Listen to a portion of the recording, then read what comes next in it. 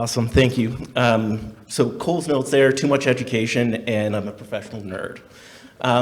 We have a great panel here today. We were already having a good chat before this. So to introduce in order here, Crystal Phillips, who's the Health Lead and Community Manager at Thin Air Labs. She joined the team to build a venture fund and ecosystem in Calgary that will provide new investment and support for early stage ventures. Crystal is also a former national level speed skater and board director at the Branch Out Neurological Foundation, a charity she co-founded in 2010 to accelerate innovative technologies and non-pharmaceutical approaches to neurological disorders. And her fun fact was, I don't know how you did this, but was it 800-kilometer cycle in Europe? So now the professional athlete makes sense. We also have Rohit Joshi here today. He's the CEO of Brightsquid. I did this in the wrong order. I'll just keep going. His fun fact is just over 20 years ago, when he was living in Seattle, he became a legally ordained minister of an online church so that he could officiate weddings in the USA. He performed 3 weddings while living in Seattle, culminating with officiating the marriage of one of the daughters of a Microsoft billionaire in 2002. I've definitely seen Rohit around. He runs a very innovative company on digital health, and I'm looking forward to hearing more from him. And then we have Adrian Mitchell, who I skipped over there, who's a co-founder of Cherry Health. He's a proven leader with over 20 years of experience in BD, strategic planning, project management, technical analysis, and economic evaluation. He has experience with the intensity of startups, the customer focus of B2B companies, the organizational complexities of large companies, both domestic, public, and foreign-owned. So his fun fact is he's a lifelong collector of blockchain. Well, lifelong collector in general. His Batman comics from the 90s aren't worth much, but building an NFT portfolio, which sadly doesn't have any relevance to digital health at this time. But it was fun during the pandemic, and so if we have NFT questions, I'm going to you, Adrian. And then finally, we have Michael Gerges, who's here today from API. He is the Director of Clinical Pharmacology and Data at API. He has over 20 years of experience as a pharmacokineticist and pharmacovigilance expert. During his career, Michael has worked at Alberta Health Services, Covance, Abbott, and Alberta Blue Cross. He's sought after as a consultant for Health Canada and industry alike. He's passionate about empowering students, recent graduates, and postdocs. And through his extensive experience in PK and PD, he plays a key role in training them on industry projects through API and helping them begin their careers in the pharmaceutical industry. Awesome. So his fun fact is that he is quite obsessed with finding the perfect coffee. So if you're curious about where to get it locally, he might be your guy. I can usually give you a hint within 1 kilometer of where you are. Awesome. So into the questions here. So as Canadians, we really do put a lot of faith, a lot of belief in our healthcare system, and it really is an identifier as a Canadian. We saw in Alberta the release of the EY report pre-pandemic, which didn't have the best conclusions about our current system. And during COVID-19, we saw that the system stressed more and more. I know my daughter was born during this, and so I have a few choice words there, but what are some of the biggest issues for the panel here that you've seen come out of the COVID crisis? I can start. So I think one of the biggest problems that have come out of COVID is regret that we haven't made some of the changes that were forced on us a lot sooner, because if I were to put a positive spin on all of this, there were a lot of communication gaps, an inability to access health, an inability to access your doctors, especially if you lived in rural Alberta. Because of COVID, all of that changed, and it had to change literally overnight. And so although it was a scramble, there were a lot of breakthroughs, and it's too bad that we just weren't able to do that ahead of time or a long time ago, and hopefully that's a sign for us to be able to take that attitude and push it forward with all the other innovations and changes that could be made for the better. I've got some thoughts. I think we started our company about 12 or 13 years ago, recognizing that there was massive problems in communication between health professionals and between health professionals and their patients. So what we saw during COVID was kind of a spotlight on that problem, but they're not new problems. So I think the thing that we were hoping for, and what we've seen some transition is a willingness to deal with a problem that we've had for many, many, many, many years. And I think that was part of the optimism that we have coming out of COVID, is that people won't simply revert back to the, come in to go see my doctor when I don't really need to approach. We've got a challenge with access in this province and in this country, and we're not going to fix it by doing what we used to do. So I'm hoping that it's created positive change from there. So, so just as a starting point, I carry a lot of different hats, so I just want to make sure, identify that my statements are my own and not of any of my employers. Not Starbucks or any of the coffee shops I affiliated with. No, so COVID, I think there was a stark reality that triggered to any of the health systems in Canada in March and April. Not only we were looking at an infection going through our system and figuring out how the system will handle that, we were also dealing with the fact that we may not actually have access to some of the medication that we need. The reliance of Canada on external supplies of essential pharmaceuticals or devices was brought into just rapid focus. We really no longer are a producer of some of the essential medications that we need to keep our hospitals running. So that came in. Of course, we Health Canada addressed it, and there was importation, but really that is not going away. That's going to be a big thing. But on the other end, I'm a little optimistic and hoping that some of the lessons from COVID are not going to move back. I think there's some changes, some patient agency and patient power that we've saw. I don't think that's going to disappear. I think it's here to stay. Yeah, I agree. I mean, I think a spotlight really was shown on the fact that we don't have domestic production of vaccines. Is really that put us kind of last in line or way back in line there, which was a big issue. I think there's obviously some obvious spotlights that were shown on like long-term care being a big problem in the healthcare system here in Canada. I don't think there was a lot of attention to that pre-COVID, and COVID really highlighted that and brought it to the forefront for everyone. But I think we all have heard that story a lot. And then obviously the fact that our hospital capacity issue under crisis becomes a massive problem. We continue to have problems in hospital with beds and capacity issues, and so then you add a pandemic on top of that, and we just simply, our system currently doesn't have the capacity that we continuously. I know Rohit's got some views on this. Well, yes. And I think, so I think we have to know that the system's been broken for years and years and years. So the thing that I get concerned about when I get into some of these discussions is, first of all, there's no sense that we are pointing the finger at the front line. Because I think universally, I mean, we're very close to people who are on the front line in their support. So none of my comments are meant to sort of cast aspersions against them. However, we do hold this badge of honor in terms of what we think our health system is and what it stands for. And I think if we keep doing that, I see a devolution of the opportunity for change by saying, well, no, but that's not a public system that's available for everybody.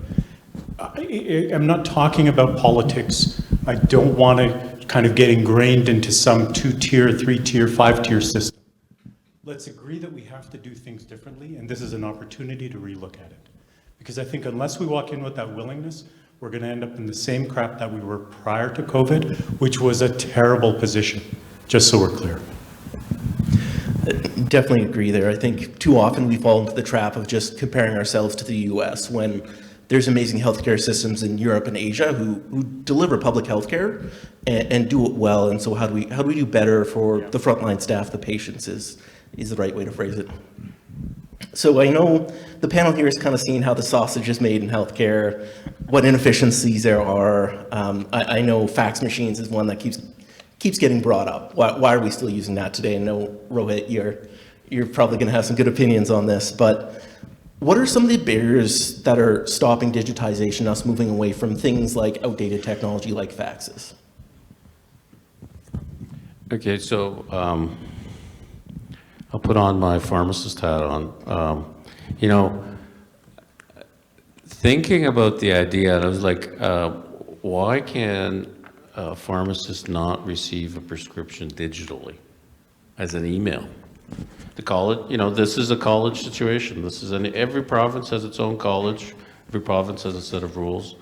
And, you know, I don't have the answer, but it just, I find it quite confusing. As a pharmacist, I find it, because really we're relaying information. If it comes in a digital format, if we need a digital signature, if we can do that, yes, you know, that we need to kind of go that way. And once you overcome that hurdle, then you have a potential for you know, these prescriptions coming from a virtual encounter where you don't need any, that can be anywhere, and then you know which prescription you're on, and then we go from there. So yeah, the fax machine, I think we should just blow it up. The other one I hate is beepers. We can get rid of beepers as well. I'm not sure why we have those, but they still exist. Yeah. Okay, I'm going to comment, and it's going to be super high level, but it's going to be a perfect setup for you, Rohit. Okay.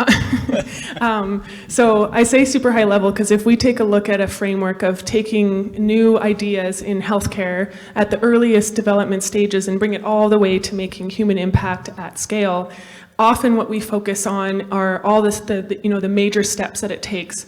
And through my over a decade of work with the healthcare system, working with those individuals who are just as frustrated in the healthcare system with the need for change as the people outside who are navigating and working with the health system, when you talk to them, you realize that it's not actually each step that it takes, like research and development, bringing it outside of the lab, putting it in the hands of entrepreneurs, changing policy, creating a new company, or having changes at the healthcare level. It's actually the space between all of those steps that counts. And in that space between, I've sort of boiled it down to 3 C words, which is culture, needing that entrepreneurial culture, which isn't a strong area for scientific minds, people who are more prone to going into a medical profession. So we're lacking in that creativity. The other one is communication, hence my setup to Rohit. And the third one is collaboration. So I think we need more focus on those 3 C's, or that space between the steps. So I'll leave that to the next speaker. Thank you. You know, I think when we look at the transition of technology, what we see in the medical community is much easier transitions to better diagnostic tools. So we see that, you know, it appeals to the mind of the physician, it appeals to the health system, and those tools typically get in and adopted pretty quickly, which tells me that there is a culture of adoption of innovation. However, when we look more at the office systems and office productivity and an opportunity to change the way those things are occurring, zero inclination. And we've spent, you know, the better part of 12 years trying to figure it out, even in the midst of the pandemic. I mean, we did see some massive improvements, and it was actually quite gratifying. But it took a pandemic for people to not be able to send a fax, not because they didn't want to, but because they didn't have a fax machine at home, right? That was the challenge. It was that. And so when we look at the improvements that are at the edge of communication, I think there's massive, massive opportunities from an efficiency perspective, from a patient safety perspective. I mean, most people here might even know that the fax machine has been linked to deaths in Alberta, where the fax has gone missing, or someone didn't answer it, or it fell under the machine, or the machine simply became unplugged. Those are real scenarios that exist. So it's not because we think we have a best system. It's because the change that's required is harder than I could have ever expected, and requires way more motivation, way more policy changes than I had ever expected. A better idea doesn't necessarily work. Yeah, I guess when I think of barriers to digitization in healthcare, obviously I think there's very different issues in different practices, right? There's very different issues in the hospital, community health centers, and then family practices. So I know a lot more about primary care.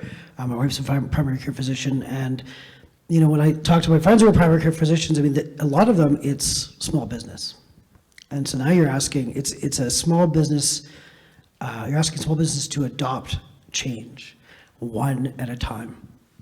It's not system level. Hospitals, you've got many, many people, and I mean, we were talking about what they're doing with Connect Care right now, and that whole undertaking, but they can roll it out over a massive swath of physicians and nurses and healthcare providers. But when we're talking about primary care providers, which is half the physicians in the country, it's groups of 2 to 5 physicians, small businesses, and they've been working that way for varying degrees of time, and it's a slow process. So I think that is a massive barrier for adoption of new technology. And what does everyone have? Unfortunately, it's still a fax machine. And funny anecdote on that, we did a fax marketing, we did an e-fax campaign, and we got a number of new users that way. So, I think if we look at it from a business perspective, as your end user, the patient will require those small businesses, the primary care, to start adapting the system. So if I'm a patient and I have access to Connect Care or access to my health record, and I want to be able to make an appointment through my health link, the only way to do that is if the physician is also into the system. So physicians are going to realize it's okay, I have to be in the system as almost a business decision, because here's a visit or here's an interaction that I'm having with a patient that now I'm going to miss out if I don't adapt this technology. And I think patients are our greatest, tool. They are going to drive the system. We just have to let them be the power in the system.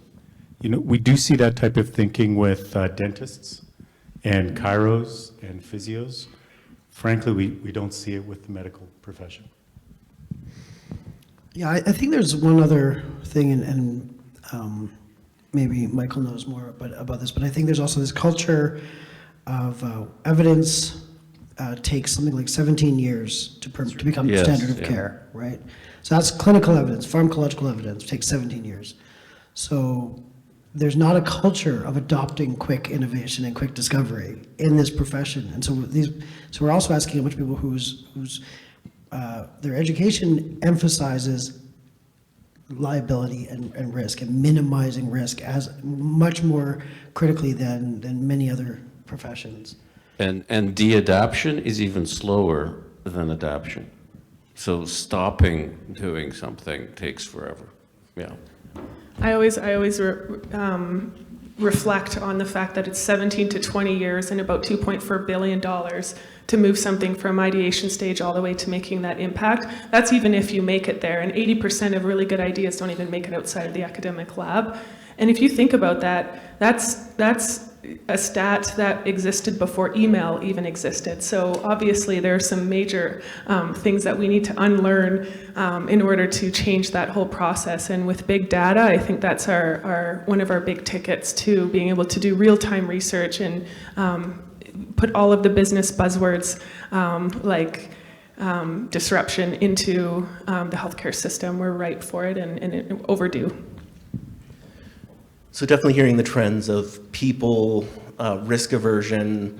One other thing I've found, I unfortunately spent some time doing electronic medical record consulting, and having seen the systems out there, one thing I want to get the panel's thoughts on is it also a problem in the quality of the product? Because if you look at concepts of software design, UI, UX are non-existent in a lot of the existing digital health solutions. And Rohit, I'm sure this is why you did Brightsquid, is there's gaps because there's no system that actually is designed well and works well.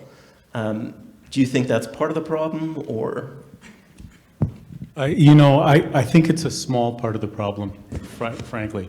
I think the stuff I've seen with EMRs, right? It's nobody's idea of a good interface. Completely unusable in many cases, because they began as billing systems, right? And so they were meant as that, and then they added scheduling, and then they added some patient records on top of that. We take our design cues from Gmail, and I don't think that that's helped or hurt us. Because I think people will learn if they have to. Awesome, thanks. So I will confess, I'm a huge nerd for health tech. My idea of a hot date with my wife is a seminar series on regenerative medicine or something like that. So I'm heavily biased, and I could talk for days about all the new fancy tech out there. But what are some of the ways you've seen technology improving patient outcomes, and bonus points for if it's a local example too?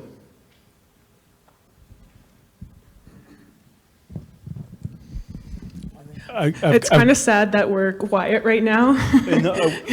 I'll talk briefly about a trial that we did. One of the concepts that we had is if we can create a communication platform that reaches out to patients, that is able to engage the patient and the clinic, maybe we can find a way of actually delivering proactive care, like you would expect from a dentist's office, right? You have an appointment, you have to come in, it's been a year, all of that stuff. So we took a very specific example of 1,200 patients that were in a very specific age range and had the clinic reach out to them electronically, 1,200 patients, to see whether or not they would qualify for and would like to know more about an HPV vaccination. Now, the data on HPV, the recent data is that if an HPV vaccination is taken, it's like a 92% chance they will not get ovarian cancer for the women. So it's without dispute that it has value. Well, out of these 1,200 patients that were completely automated, going through a questionnaire, outreach by their doctor, they finally came back and there was about 100 patients that actually ended up getting vaccinated. So if you look at the transition that medicine could have, if we had a platform that could actually do outreach for patients, and it may be HPV, it may be breast cancer, it may be a number of different things, but if we can select a patient population, do an outreach to that patient population and put them in touch with their own physician, so that we're not providing guidance or advice, we're providing that access to that physician, automatically, I think there's some gold in there. Because when we talked to the clinic that we worked with, they said there is no way that they could have ever reached out to 1,200 patients and even started the program. Forget about getting 100 to the other side that actually received the vaccination. So I'm excited by that. You want to go? You can go ahead. You sure? Yeah. So the challenge I had with your question was the statement, what has improved outcomes? And I guess I haven't done the research as to prove that outcomes have been improved. But I do know that obviously what the most recent example of is the adoption of virtual care, right? The adoption of telehealth, being able to reach remote communities that maybe don't have doctors or don't have nurses. There full-time or on the weekends, being able to see patients in crisis and emergency virtually, I think is something that I expect is improving outcomes, but I don't know for certain. And then the most obvious one, of course, is old, but it's interventional radiology. So interventional radiology is an incredible technology that improves outcomes, but that's old. I'm gonna be very personal with my answer with this one. So as a patient with multiple sclerosis, I've navigated in and outside of the healthcare system forever. I now work for a venture capital firm that invests in early stage startups in health. With a focus in health, we're sector agnostic. And I see innovation all over the place. But to this day, when I go to my neurologist appointment, it's like I went back a century. When I tell them, all the information of all the cool things that I do from a holistic perspective to treat my disease without the use of drugs, I'm so excited to share this information. And they literally just do a couple of check marks on a piece of paper and then store the piece of paper in a file.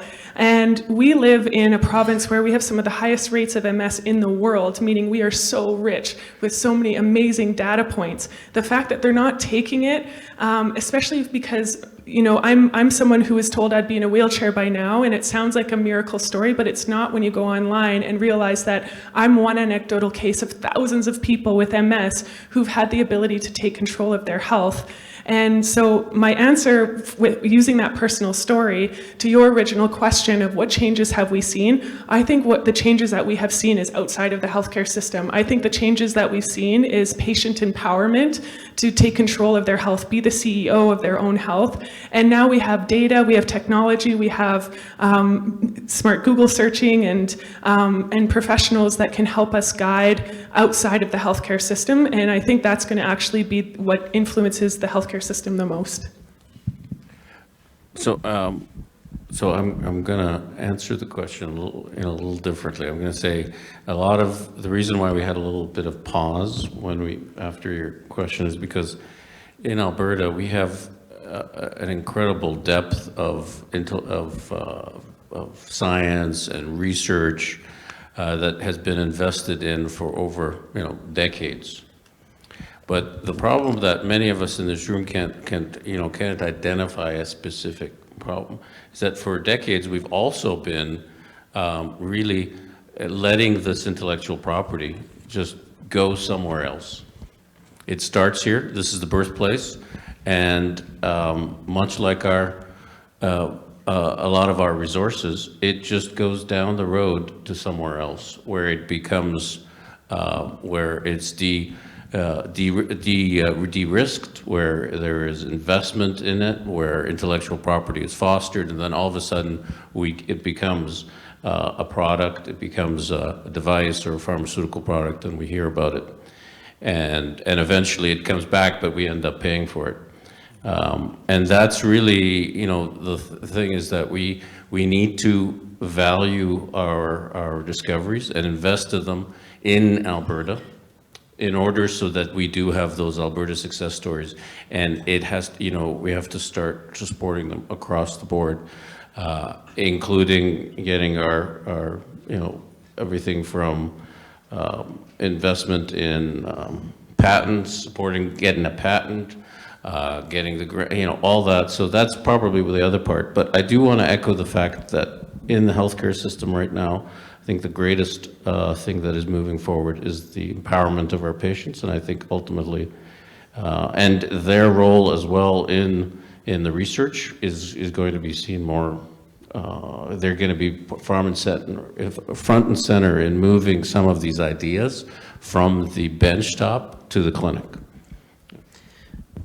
I think there are a bunch of local examples of companies that are developing really cool tech that is, and I know, Crystal, you guys have invested in some that are going to change outcomes and change lives pretty dramatically. I'm thinking of the aphasia company with the aphasia company, True Angle. Like, I think the work that they're doing is incredible. But I mean, you can speak to your portfolio companies more than I can, I think. Yeah, definitely. I mean, I could go on for days about all of the companies that are in our portfolio right now, which are over half of our portfolio companies are in health, and that's not because we've decided to have a percentage in health. We just look for the best opportunities, and there's a big opportunity in Alberta right now. Another fun fact, just related to a note that was, or a conversation brought up earlier today, over half of our portfolio companies are also female-led, which is also not by design. We're just looking for the best companies out there, and that just kind of happens. No, that's great, thank you. So one thing you brought up, Michael, which we can focus in a bit more on, is that research aspect. In Alberta locally, we have some of the world's best researchers here. I mean, I got to meet the person who developed the Edmonton protocol for islet transplantation. Things that have really changed the medical world come out of Alberta.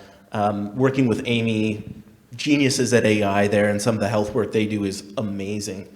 So with that strong research basis, what are you getting excited about? What innovations are coming out that you're seeing locally that are starting to get you excited about what's coming down the pipe? What's the future that's going to redefine that care? Well, don't want to speak specifically, but I can tell you that we're working with several companies that are focusing on mental health, and I think that from a personal perspective, I think this is one of the areas in our healthcare system that we need to focus on as much as we can. So these companies are looking at aspects of mental health that have really, where we really don't have any solid solutions. And, often it's, it's taking some maybe historical data or historical drugs that we are repurposing or looking at for the focus on mental health. And so I think I'm very excited about where that's going to go, because it is fitting an unmet need in society right now, and being able to support that would be very exciting. Yeah. Great. I know there's we could talk for days on everything that's coming out. Oh yeah, there's all types of but the thing, something like that about the mental health aspects or some of the older drugs. A lot of times, what you really need is support in things like formulation work, or where we have to take a product and change how it enters or interacts with your body. A lot of that technology is it's hard to get a hold of, but luckily in Alberta we have those expertise, so we're able to foster some of the local talent for that. Yeah. Great. So to kind of follow that thread, we've talked about how we're using outdated technology and things haven't changed. But what are your thoughts on what's going to change in the next 10 years? What new technology, what new systems we're going to see come into place that will change the story we have for today's healthcare? I think the biggest challenge that's going to be facing the medical profession is just the amount of information that's available. And so, there's people that might characterize it as artificial intelligence. I prefer to call it more in terms of decision management. So that as that massive wall of data starts coming into the lives of many, including the millions of pieces of data that are coming and generated right in Alberta, how do we take that, harness it, and actually provide guidance to the medical profession and to our treatment? I was working with a group down in Seattle a while ago, and they said the biggest barrier to using artificial intelligence in diagnostics is not the technology, it's the tort law. It's who do you sue if something goes wrong? That's actually the biggest barrier.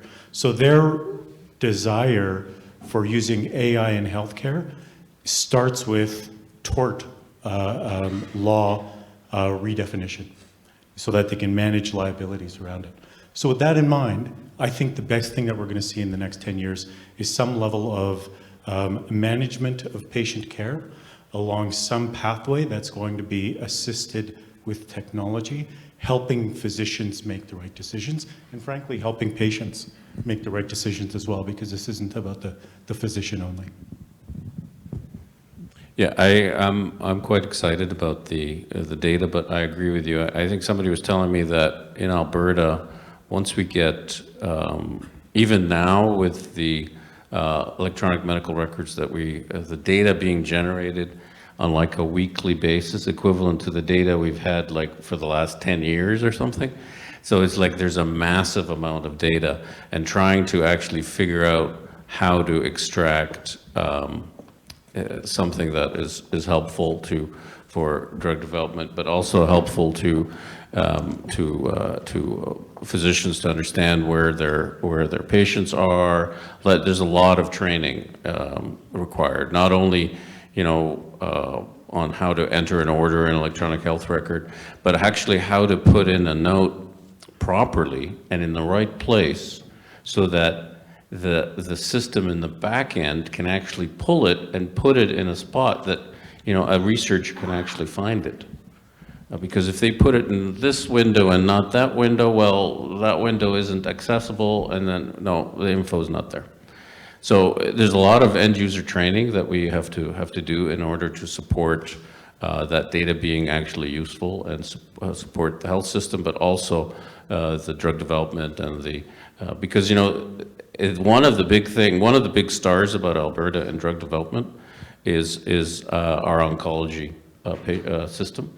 It is really one of the premier system in the world, where a company wants to take an oncology drug forward. One of the places they want to study in in cancer control, because they have a very open system to accessing patients and physicians that are open to doing research. So we need to kind of replicate that, but throughout the entire system. If I could just summarize, it's like I like those 3 words with the same first letter. To summarize what I think is going to be the future of health is precision medicine, precision and pathways and prevention. So precision being individualizing our care, prevention being, again, more patient empowerment to do what you do as a dental patient, and then of course pathways, which is not just looking at the innovation of things, but also the innovation of ways of how they integrate into the system, into workflows, but then also into lifestyles. Awesome. It looks like we'll be opening it up to questions, but I do like the point on pathways, because we talk about AI in health, but right now regulation is based on predicates, so what comes before, and AI has the highest level of regulation. It's called a de novo pathway. So over the next 10 years, as we see more mRNA vaccines, more AI, it becomes easier to actually satisfy the regulators and get this into practice. So I think that's going to be a big change. Okay, so let's open it up to questions. Hello. Yeah, hi everyone. Thanks so much. Great panel, great ideas. I love the energy in the healthcare system that we have. One of the challenges that I see as an Albertan is we have this structure, government structure of these healthcare boards. And every few years we hire them, we fire them, and then we kind of recreate the same thing that we do over and over. As experts and future seekers of where we could be, do you each have kind of a future vision? If the government came to you guys and said, hey, what could be a new model that we could create to ensure that we don't keep doing this over and over again? What would be that secret piece of advice in terms of a model or operation that we could innovate in terms of doing a better job?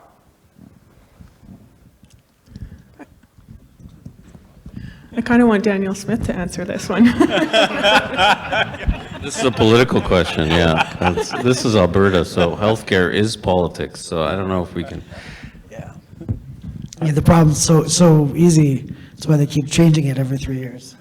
No, I mean, I've worked in, to take it out of healthcare and maybe not offend anyone or anything, but I mean, I've worked in large, publicly traded oil and gas companies for 15 years, and even there, we would change business unit structures and vice presidents and management structures and how we were organized and where the different asset groups lay the organization over and over and over again. And I think that changing an organization often is what keeps it fresh and keeps people thinking about new things. And then certainly, if you don't change things from time to time, maybe you get too much stagnation and not enough invention and improvement. And so that could be part of the problem. I don't know whether that's the problem, but I think that certainly we've had a degree of stability in the last few years with the PCNs and the regions. But I do remember it being a big issue when we went from to these regions the way we have it now. I don't offer you a solution, but I'll refer to something that Matt said before, which was, there's European countries that have figured this out. And when you do the comparison between, the Alberta system, the Canadian system versus some of those countries, we have about 10x the number of administrators in our health care system, 10 times what they have in Europe. So you look at the extraordinary cost of that versus the cost of actually providing care by the front line. And I think there's something significant in there that we're missing. So I'll tell you a story, and rather than answer your question directly. So the story has been told to me several times. It was a story, a patient has a problem with their hip. And they come to the doctor and they start telling the story, and they start telling the story saying is that, and the story that they want to say is, I want to be able to go to my porch and stand up and talk to my neighbors. So I need someone to reinforce my railings in my porch so I can stand up. That story was told to the physician. The physician may or may not have listened to it, but what they did is they said, oh, well, let's do some tests. And so they decided that, you know, they've got a little arthritis in their hip. And so they sent him to an ortho. And the ortho, you know, I have a lot of friends who are orthos, so I'll just say, but if you go into an ortho surgeon, you're not going there going there to have surgery. So they right off the bat, they're getting on the wait list to get, you know, to get a new hip. And, you know, lo and behold, they got a new hip. And they're going to follow up, physio. And then they go back to their GP and they say, and the GP said, so how's the new hip? He says, well, the new hip is great, but you know, I still can't stand on the porch. I just wondered, how can I get the railings fixed? So I think the answer to your question is we probably need to have a different set of people in the room when we're talking about the new health, a new system or any new solution. And maybe they're the people that have never been in the room, so. Thank you. If you're looking for specific information to follow up on Rohit, bundling, rostering, alternative payment methods are largely what's used in other countries, so that would be a good place to at least start. Who is next for questions? Oh, please. Hi everyone, I really enjoyed your talks. I wanted to ask, being in the healthcare space myself, how you think the VR and augmented reality is going to change things, especially with all the talks of the metaverse and things like that, and how you see healthcare with Alberta Healthcare, as well as the integration with DeepMind and things like that. I'm working with a group called VitalXR. They've collaborated with the BioHub X and a few others, including the Alberta Children's Hospital Foundation, and they've all come together with all their various specialties, one of them which included VR, AR, and with a focus on trying to improve the training and the quality of ongoing training for physicians and surgeons. And so I think it's not an end solution for, you know, the original claims. I think going back to that innovation of ways is going to be the answer to how we actually get AR and VR integrated in. And I think it needs to be a collaborative approach between organizations. So we're starting to see that happen, and I'm working on a center of excellence that is going to integrate just that for physician training, specifically in the pediatric space. I've seen a project out of Ontario which was super interesting where it was meant for pediatrics, where there's such a level of anxiety for some patients who are going in to have a surgical procedure or some other significant procedure that they created a system whereby using VR, they'd be able to walk through their surgery prior to ever stepping into the, or being wheeled into an OR. And the level of anxiety for those patients dramatically changed. So I think, you know, there's great, massive innovations that are going to happen, but I think there's real near-term opportunities to help the patient condition that are exactly that. You know, a little bit of understanding to try to have that patient walk through that scenario. Super, super valuable. Great research. Another thing you could look into is the Da Vinci surgical robot. That's where a lot of work right now I've seen is going on with VR and AR, because you have a robot you can control that's in even Canadian hospitals these days. So there's a lot of really interesting work there. Next question. Oh, please. Hi. Excuse me. I want to talk a little bit about using a fax machine versus email. And what sort of, he's shaking his head. What sort of penetration testing have you guys done, or in regards to security? Even though a fax machine can be hacked as well, but it stops there. If you do social engineering on an email, you know, not only have access to their email account, but to the whole PC and network, right? So if somebody was to do that to my doctor, they could have everyone's information there, right? So have you guys done any research in regards to that? Yeah, completely. And so just to give you an idea of scale, we've sent about 4 million messages across the system now. Most of that in Alberta. I've got about 250,000 Albertans using the system, 2,000 doctors, 3,000 allied health professionals, and so on. So we're at about 100,000, 115,000 messages a month. The part that makes us unique is that it's not email. We've chosen to build a closed system where everybody on the system is identity verified. And everybody on the system, so a physician is a physician that we have identity verified, a patient is a patient that we have identity verified, or the clinic has identity verified. So it's a very much of a closed network. The look and feel of it is email, but it's really just an interface that's been designed to make it easy for people to pick up and use. And so along that chain, we've gone through massive security audits, both at the provincial, at the corporate, at the national level, and regularly engage with third parties to try to hack us and try to figure it out. Within our system, no one has access to anything other than their own inbox. So if a physician's inbox is hacked, the only thing that hacker will be able to see is the information that was sent to that physician through our system. Okay. I have I thought I wanted to say something, but I'm not sure if I should say it, but I'll say it anyways. So sometimes when I've always wanted to do a mock shortage. You know, I find that people are so adapt to change when there is no solution except change. So, you know, if I want to get rid of a use of a drug, I say, well, why don't we just do a mock shortage? Say they just stopped making it and see what happens. So maybe we should just say the fax machine toners are no longer to be produced in 6 months and just see what happens.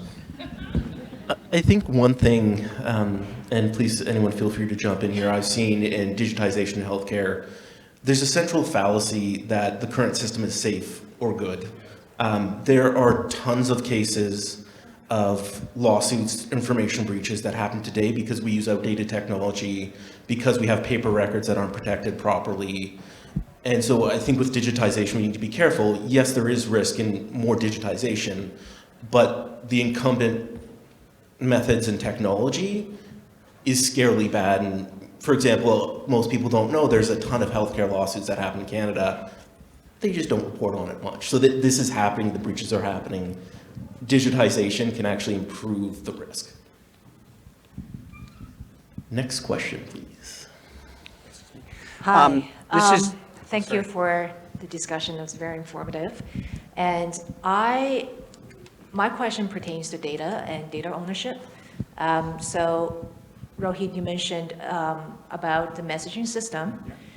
And by answering the previous question, I got a little sense that this is an enclosed ecosystem and you have sort of verified all the players.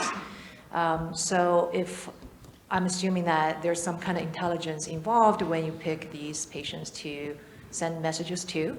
So, I'm also assuming that the intelligence or the computing power resides outside of the physician's office.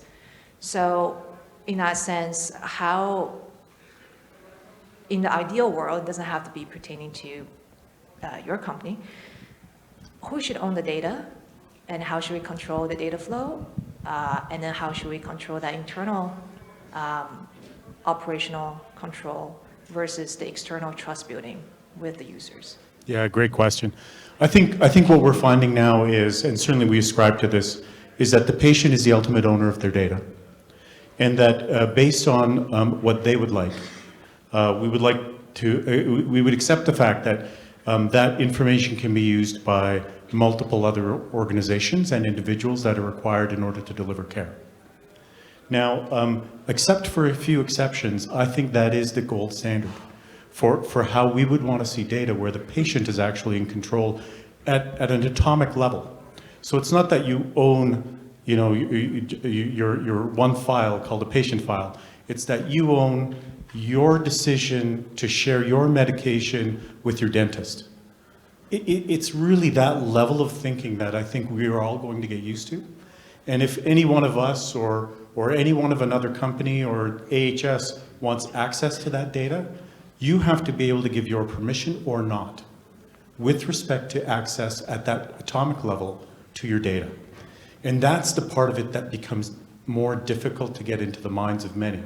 Because for many years, we've always felt like the health system owned it, or that the physician owned it, and that's not true. The physicians, the health system are the custodians of that information, but it ought to be owned by the individual.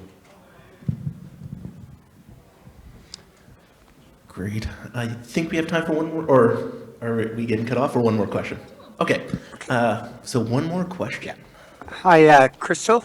How does this, oh yeah. Hi, Crystal. This is a question for you. It kind of follows on with a similar question that was asked earlier, but you gave us the example that you have MS and you've had to go outside of the system, so to speak, to get to your comfort level and where you're at. What do you see there's some of the problems there with the current system that made you go outside the current system?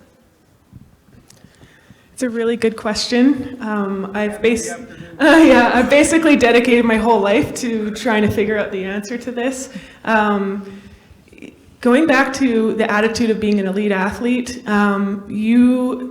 it wasn't like you being a rebel to have more than just a coach. It was basically handed to you on the silver platter once you make the national level. You have access to top chiros, physios, sports psychologists, weight trainers, the whole gamut.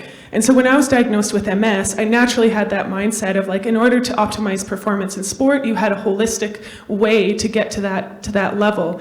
In health, I was like, in order to get back to health, I have a serious disease, and get back to elite performance in sport, I'm going to have to look at all of the different options around me and collect a team of support. And so for me, it was like a no-brainer that I would go beyond the one doctor opinion, which was to go on drugs that had side effects that sounded worse than the disease itself, and were.